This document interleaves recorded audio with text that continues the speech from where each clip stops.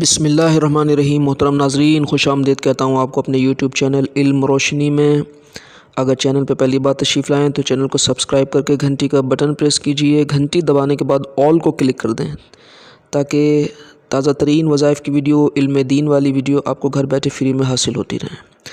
اور ہر ویڈیو کے آغاز میں یہ چیلنج کرتا ہوں آپ کو، اور آج بھی یہ چیلنج ہے انشاءاللہ کہ اس چینل پہ آپ کو اتھینٹک سرٹیفائیڈ ویڈیوز انشاءاللہ ملیں گی، اور جسے کرنا چاہیے لا یعنی بے مقصد قسم کے دعوے نہیں ملیں گے۔ جو بھی اسلامی بات ہوگی، وظیفہ وغیرہ ہوگا، وہ شریعت کے دائرے میں رہتے ہوئے اور علماء کی سپرویژن میں انشاءاللہ تعالیٰ آپ کو ملے گا۔ اور اس ویڈیو کے اندر پھر بھی کوئی غلطی پائیں، ظاہر انسان ہے تو اس غلطی کو کامنٹ کے اندر ضرور لکھیں، آگاہ کریں۔ آپ مجھے آئیں بائیں شائیں کرنے والا نہیں، بلکہ شکریہ کے ساتھ اس کو قبول کرنے والا پائیں گے۔ آپ کا شکریہ بھی ادا کیا جائے گا۔ تو 5 منٹ کی اس ویڈیو کو مکمل دیکھیے، اس کو اسکپ نہ کیجیے، اس سے انشاءاللہ تبارک و تعالیٰ آپ کی معلومات میں اضافہ ہوگا۔ تو جیسا کہ تھمبنیل میں آپ نے دیکھا ہے، موسم کی جب شدت ہوتی تو رسول کریم صلی اللہ علیہ وسلم کی کیفیات کیا ہوتی، ان کیفیات کے اندر امت کے لیے تعلیمات ہیں۔ جب بادل گرجتے تو کیا ہوتا، برسات ہوتی تو کیا ہوتا، طوفان آتا تو کیا ہوتا۔ تو یہ ساری باتیں انشاءاللہ تعالیٰ ہم کریں گے۔ سب سے پہلے درود پاک کی فضیلت ایز یوزول میں آپ کو سناتا ہوں۔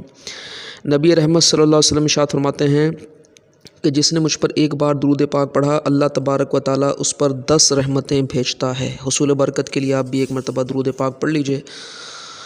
اللہم صلی علی سیدنا و مولانا محمد معدن الجود والکرم والہ وصحبہ وبارک وسلم۔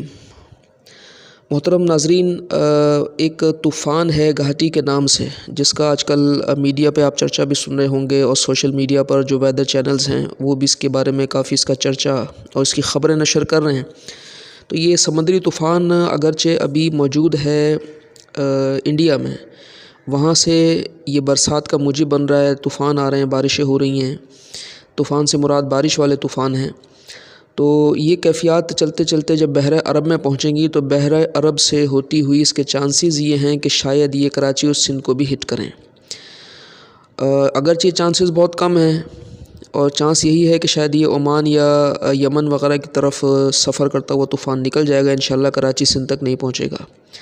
تاہم چونکہ خبر آج کل ان ہے نیوز کے اندر، تو ہمیں بھی توبہ استغفار کا سلسلہ رکھنا چاہیے۔ اگر یہ طوفان اس طرف آتا ہے تو کراچی اور سندھ کے جو ساحلی علاقے ہیں یہاں پر بارش کی پیشن گوئی ہے۔ طوفان کے ہٹ کرنے کا خدا نخواستہ یہ مطلب نہیں ہے کہ یہ سمندر کا پانی باہر آ جائے گا اور شہر کو نقصان پہنچے گا، ایسا کچھ نہیں ہے۔ البتہ موسم کے جو تغیرات ہوتے ہیں وہ اس میں آئیں گے۔ اب جب اس طرح کی کیفیات ہوتی تھی تو نبی رحمت صلی اللہ علیہ وآلہ وسلم کا طرز عمل اس وقت کیا ہوتا تھا؟ چنانچہ حدیثوں کی روشنی میں ہمیں اس طرح کے معاملات اور واقعات ملتے ہیں کہ جب بادل گرجتا تو نبی کریم بلند آواز سے تکبیر کہتے، اللہ اکبر پڑھتے، اللہ اکبر کی صدائیں بلند ہوتی، اور استغفار ہوتی، کلمہ طیبہ کلمہ شریف کا ورد ہوتا صحابہ کرام کا، نبی کریم استغفار کرتے، اللہ اکبر پڑھتے۔ تو یہ طرز عمل ان کا ہوا کرتا تھا ایسے وقت میں۔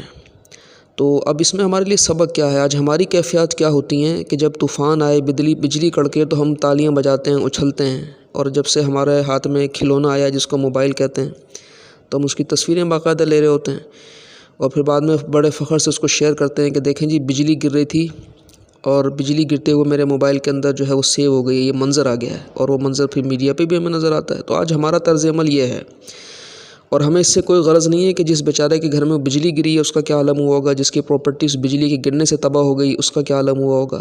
تو ہونا تو یہ چاہیے میرے پیارے بھائیوں بہنوں کہ ہم اس طرح کے واقعات سے سبق حاصل کریں، ڈریں، توبہ کریں کہ اگر یہ بجلی میرے آشیانے پہ گرتی تو کیا ہوتا، اگر یہ آسمانی بجلی میری پراپرٹی پہ گرتی تو کیا ہوتا۔ تو پنجاب بھر میں بلکہ پورے پاکستان بھر میں اس طرح کے واقعات ملتے ہیں کہ بجلیاں گرتی ہیں، مویشی ہلاک ہو جاتے ہیں، انسان جو ہے وہ ہلاک ہو جاتے ہیں۔ جیسے کہ کراچی میں بھی حالیہ ایک واقعہ ہوا تھا، ایک رہائشی علاقے میں بجلی گری، اس کی وجہ سے دیوار گری، لوگ دب کے اس میں انتقال کر گئے، شہید ہو گئے۔ تو اس طرح کے مطلب یہ معاملات ہمیں سننے کو ملتے ہیں۔ تو ایسے میں رسول کریم صلی اللہ علیہ وسلم کا عمل یہ ہوتا تھا کہ استغفار پڑھا کرتے تھے، اللہ اکبر کہتے تھے، تکبیر پڑھا کرتے تھے، تو ہمیں بھی اسی طرح کی دعاؤں پر عمل کرنا چاہیے۔